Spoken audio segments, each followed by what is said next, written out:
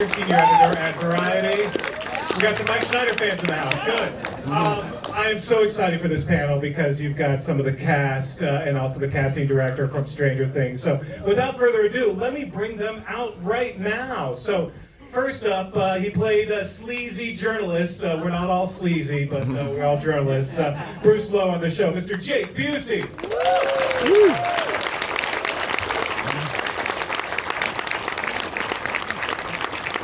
Love the hat. Next up, as you wish, he plays Mayor Larry Klein, Cary Elwes. All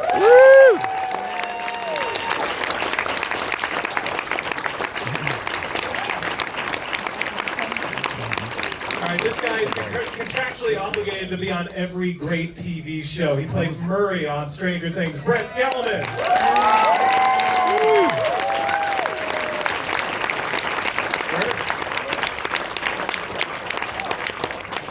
Next up, she's the casting director for Stranger Things, Carmen Cuba.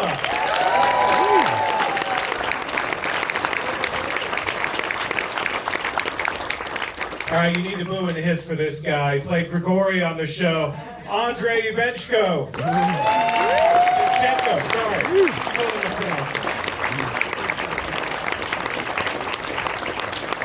She was one of the breakout fan favorites from Scoops Ahoy, playing Robin Buckley, Maya Hawke.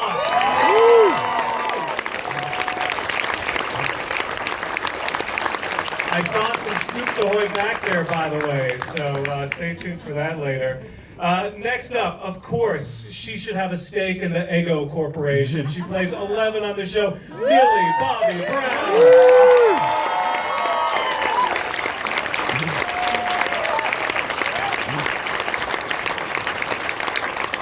Alright, don't follow his love advice at all. He plays Lucas Sinclair on the show, Caleb McLaughlin.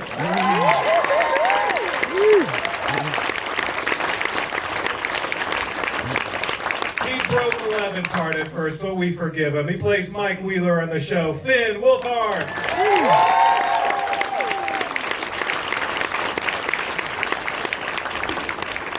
And finally, so the entire cast is nominated, of course, for an ensemble. This guy is also nominated, he plays Jim Hopper, of course. And by the way, you're going to see him. He's so buff, we now call him Bopper, Mr. David Harbour.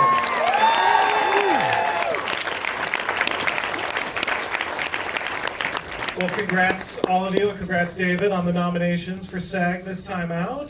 Thank you. Thank you guys for this. Thank you for nominating me. This was quite a season, but of course, David, let's start with you because they just watched, of course, the stunning end of season 3, and there is that moment. Tears were shed, including in this audience, where we just don't know what's happening with Hopper. But what did you feel like when you saw that script? What were your first reactions when you saw, oh, what's going on with Hopper? I think it's a beautiful thing that the character does, and it's something that I've wanted from the very beginning of the series.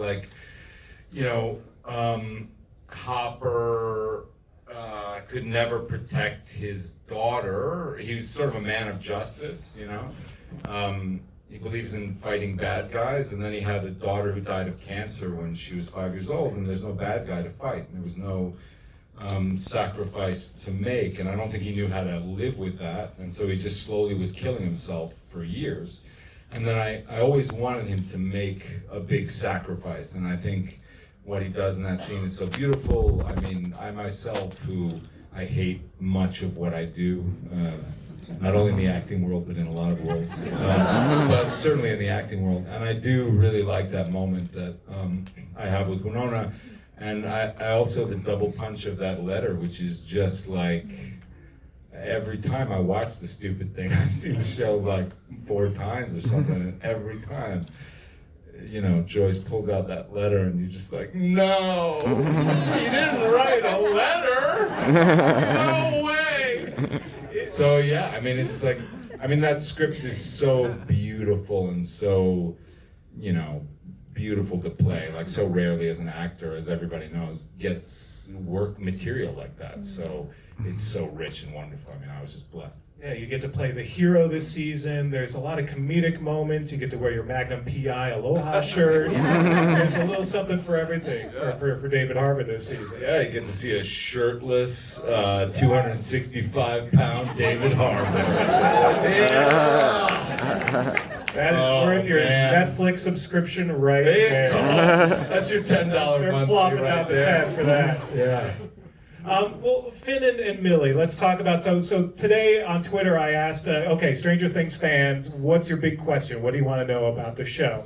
And they all came back with hashtag Milevin, which apparently is the couple name for Mike and Eleven. Did you know this, by the way, that you have a hashtag? Yeah. Yeah, you get it. It's been a while. It's been 3 years and still going strong. Yeah.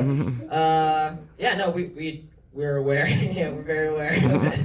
Well, you got to play some real fun moments as a couple this season.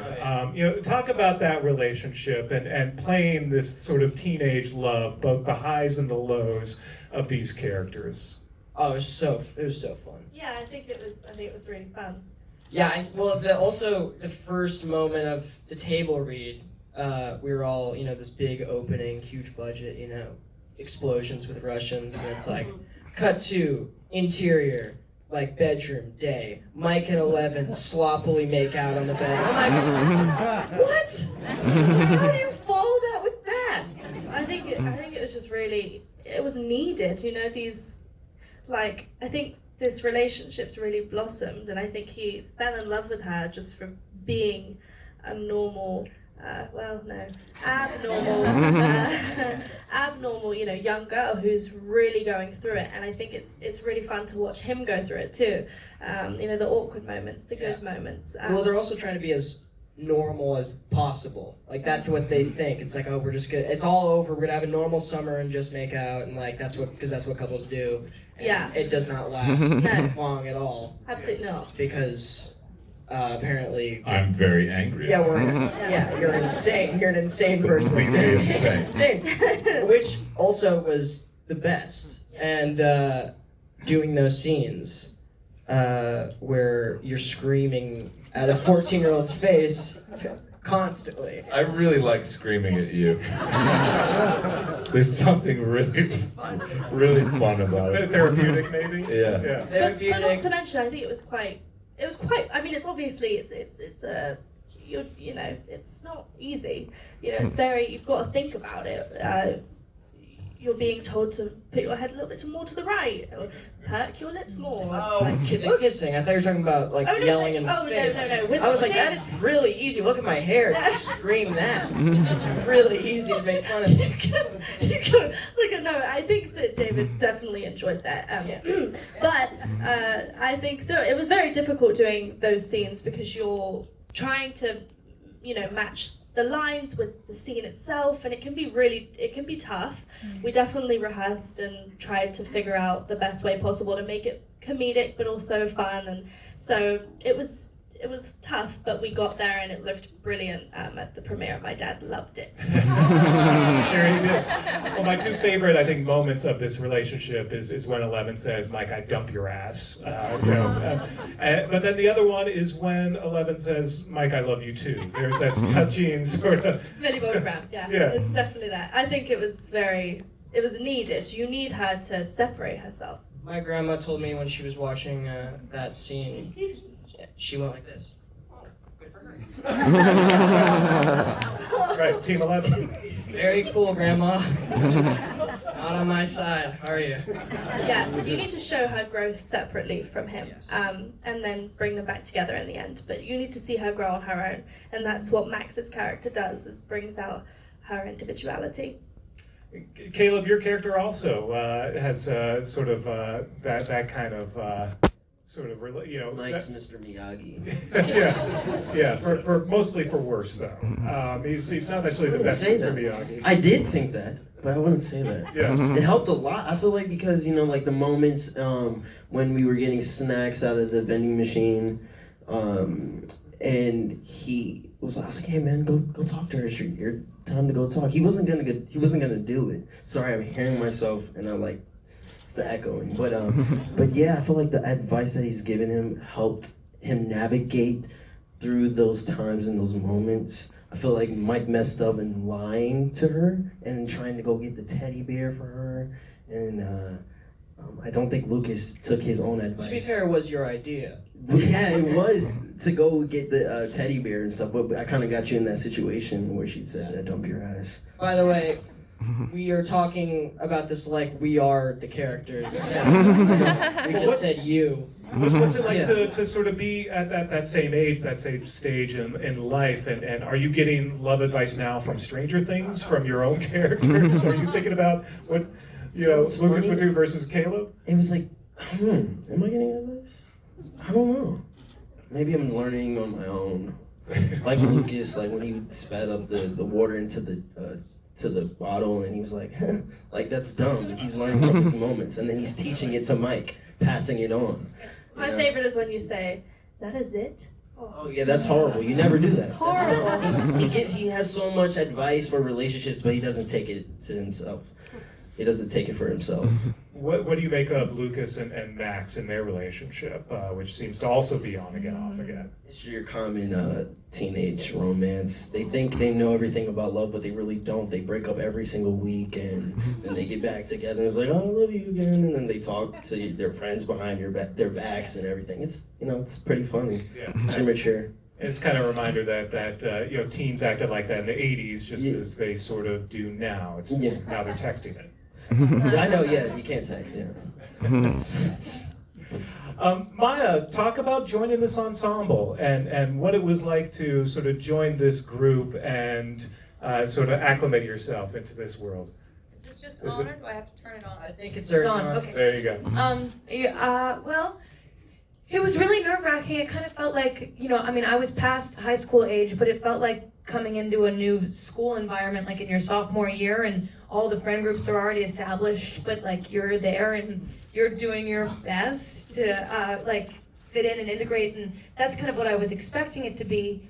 And then the energy, the collaboration, and the welcoming environment of the cast and of the Duffer Brothers, they just set up this space where you get in there and you're important, you're valued, you have love and attention from both the show, from the Duffer Brothers, and from the cast, and immediately I just felt really included and really grateful. And before I guess, and that's just my social experience, but my professional experience was that I was very intimidated and nervous and impressed by the chemistry and the energy that all these people had together and brought into this beautiful environment. And it was very intimidating to enter, but everyone was really nice to me. But you came in and immediately were part of the Scoops troupe. You had such a fun storyline. Of course, you had to wear that outfit for a good chunk of time.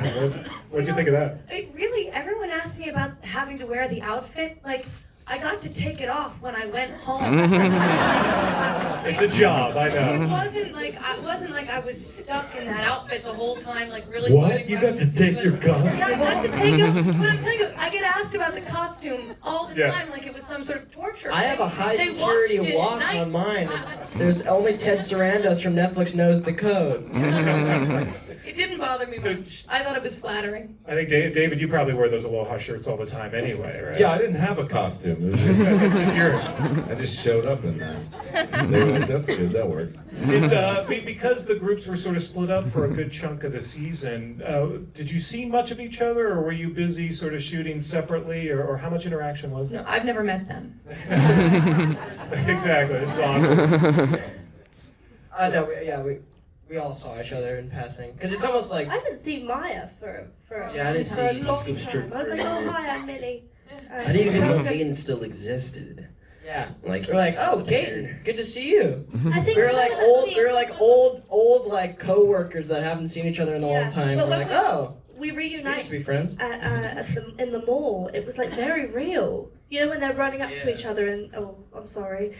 In the end, when they're running up to each other and they're like reuniting, I feel like it was real. And when I saw Gaten, I was like, oh, it's actually him. We hadn't seen Gaten really we hadn't worked with him. We went from every scene in season 1 and season 2 to what, like 5% of our scenes with Gaten. I didn't see him like for 2 months at a time. And then all of a sudden, it's like, there he is. No, I didn't see my sister at all. Where was she? Where's... She was having quite the What? adventure. Erica, what are you doing here? We would all find moments to like pass by the makeup trailer and costume and make connections and build friendships and have lunch and talk about the different storylines and ask how it was going. And I don't know, I mean, I didn't feel totally isolated into the scoop troop. I felt like I made friends with everyone and met people. Okay, Gaten's not here, but obviously the never-ending story moment, right? Chef's kiss. That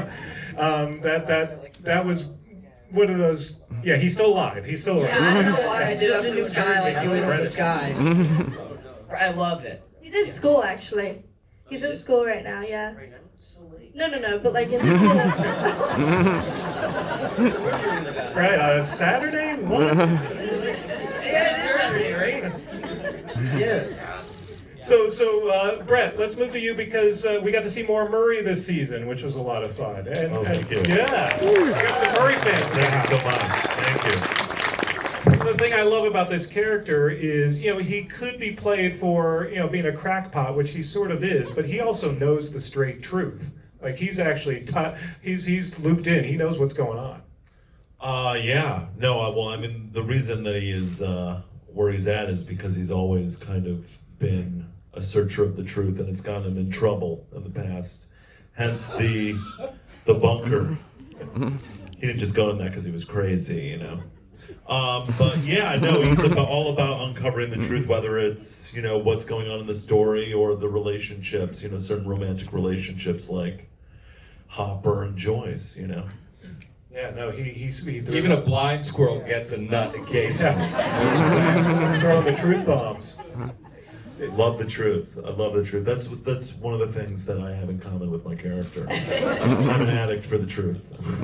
So who do you sort of like? Who inspires this character? Who do you think of when you play Murray? Where does that come from? I thought a lot about Richard Dreyfuss. When I first got the role, I likened him to a more wired version of Richard Dreyfuss in Jaws in a way. He's like specifically there to be somewhat of a comedic relief and just be completely different personality-wise than any other character in the show, like a true outsider, and that's the way that Dreyfuss is in that movie, and that's what I felt like that was a big influence on him. And then I can't scream like that and not think of Gene Wilder when I do it. So I thought about them a lot. I approve. Really struck a chord. Right? So yeah, those were, their essences. Obviously, I'm not doing like an impression, but I like to look at certain actors sometimes as inspiration when it's apropos. So it's, yeah.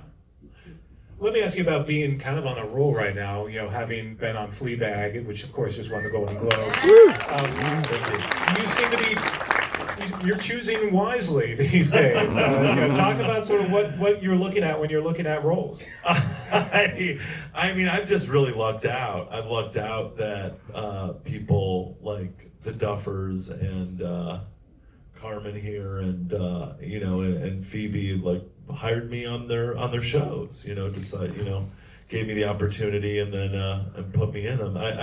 It's pretty random how it's happened, and it wasn't really me going through a pile of scripts and be like, Stranger Things and Fleabag, these two, thank you very much. No, everything else in the recycling bin. No, I really lucked out. I really lucked out with being able to be on this show and play this character and work with these incredible people. Cary, 80s icon, Cary Elwes. An icon to this day. What brought you to the show? How did they approach you, and what was the pitch to you to come and play? Get it the right side up. It was thanks to Carmen here, Carmen and the Duffers. I think you suggested me, right? Yes, thank you, Carmen. Yes, so I have heard of you. What's that? And so yeah, I got a call, and I binge watched this. In fact, it was the first time I ever binge watched a show. And I sat down with my wife and we had plans for things that we were supposed to do and we canceled them all. And it's impossible to start this show and not watch it all the way through if you've never seen it before. It's just, or even if you have, it's just incredible. So getting the call was very strange. I mean, very strange. And Some would say stranger. stranger. Nice. And then, yeah, and so very exciting, obviously, and yeah. And for the rest of you, I mean, how many of you, had seen Cary and of course Princess Bride and all the other things he's done over the years? And what was it like to sort of see him now playing this character in an 80s set show, and having some fun with it? Dude, I don't know. I was when I saw you for the first time at the table read, I don't think I knew that you were being cast. You just thought he was like a narrator. Yeah. This guy. So you're reading was in scene the direction, or Atlanta. I mean I freaked out. Men in Tights was one of my favorites growing up. No, genuinely, and genuinely, it's an honor to have you. And and everyone who joins the cast, it's always the same thing. I always get, whenever new characters get added, I get so happy for them because it's like it's honestly so weird and rare that you get a chance to be on something like this, but when someone else gets added, it feels like you're recruiting someone else on this really weird, like, yeah, like you feel like a special mission team or something like that for just like insane actors. I'm always so happy for the people that come on.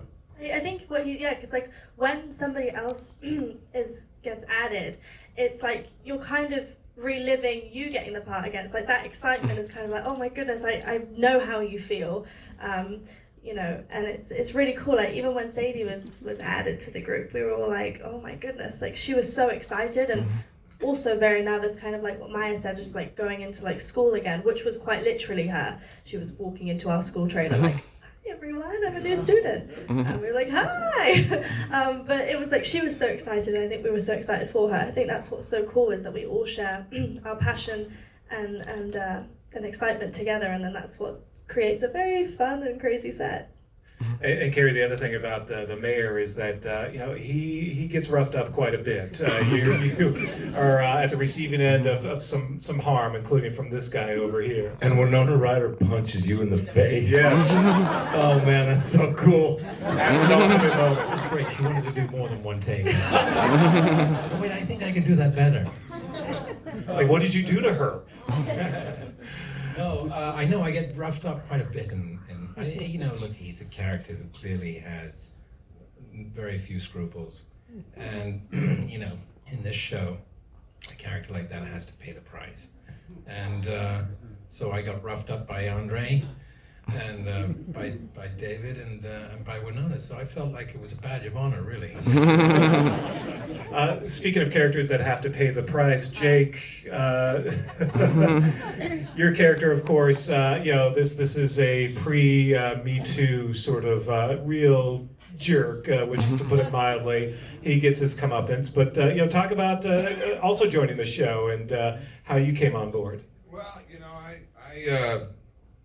I came on board the conventional manner. It was pilot season.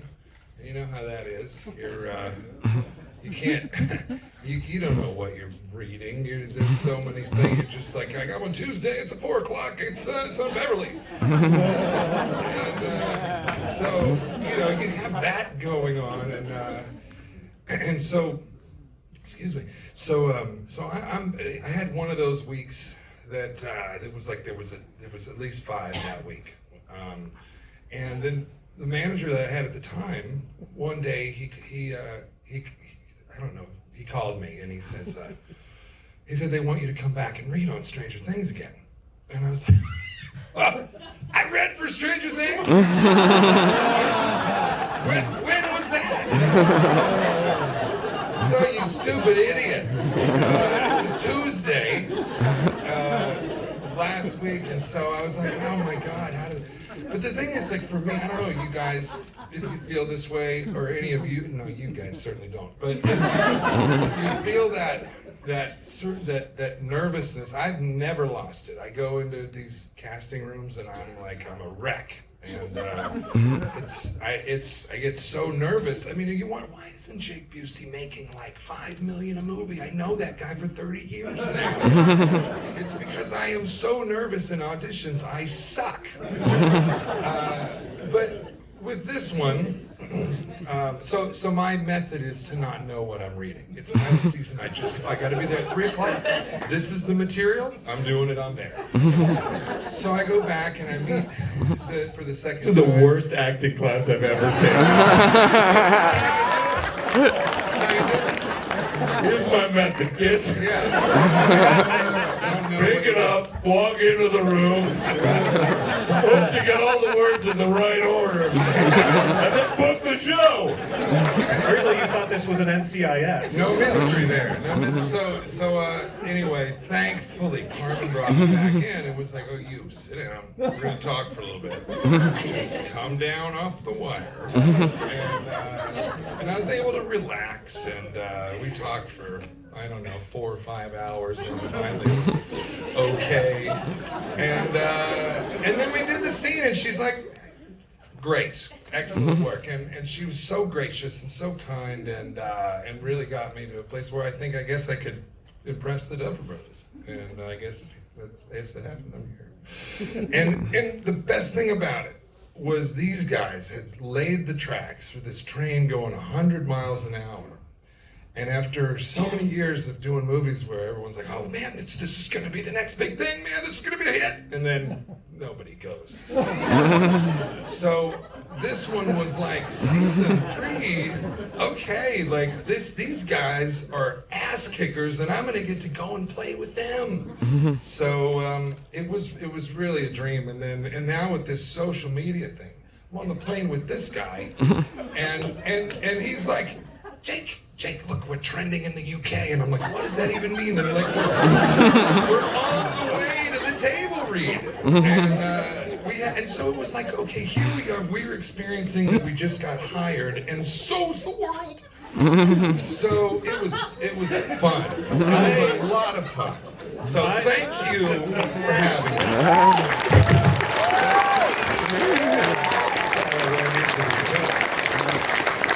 I think I speak for everyone. Duffers, a prequel about a Hawkins small-town newspaper starring Jake Busey, a Lou Grant-style show set in 1982. But it's done live, and they get the scripts 5 minutes before they film.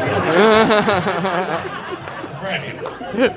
Perfect. It's a multicam. That's great.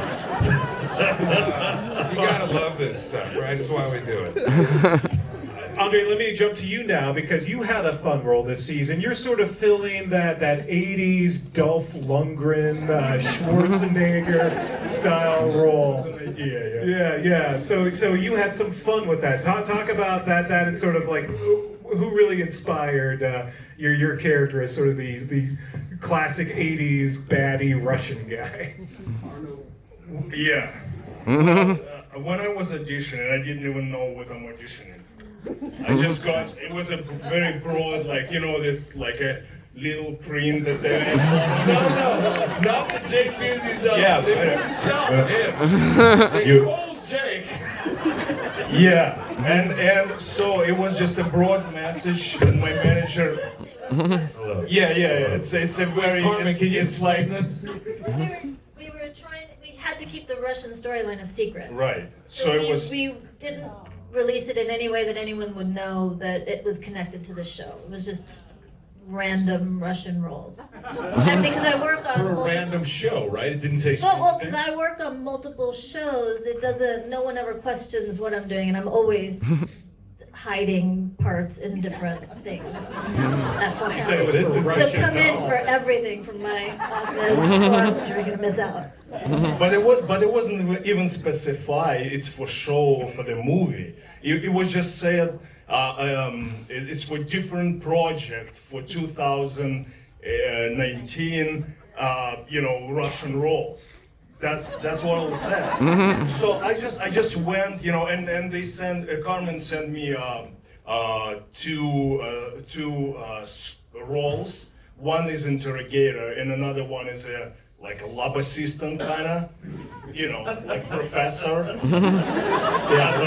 I knew that would work with me because I did one before. You know, I did one audition like this before. It didn't work well. So I didn't even know like which pace to choose, like, you know, for the movies or for the TV shows. But I thought, like, you know, I will go for the movie. So I did those two scenes, and then. Are they different? Yeah, absolutely. One actually, it's funny. Recently, I was watching James Bond, Casino Royale, and I see Mikkelsen because, like, I didn't know, like, I didn't pay really attention where this scene with the interrogator came from. And I was watching, and I see Mikkelsen interrogating James Bond, you know, and I'm like, I've heard those lines somewhere before. and it took me like, you know, maybe like a minute. I was sitting and I was like focusing, and I'm like, I have to know where I've heard those lines. And then I'm like, oh damn, that's my audition I did. But it was a long process. I'm not gonna, you know, go into it, but after I got cast and I met Duffers, that's what they told me, that, you know, they go in with 80s movies, Die Hard and Terminator, and they want a kind of like Schwarzenegger-ish guy to be in that. So that was my guideline.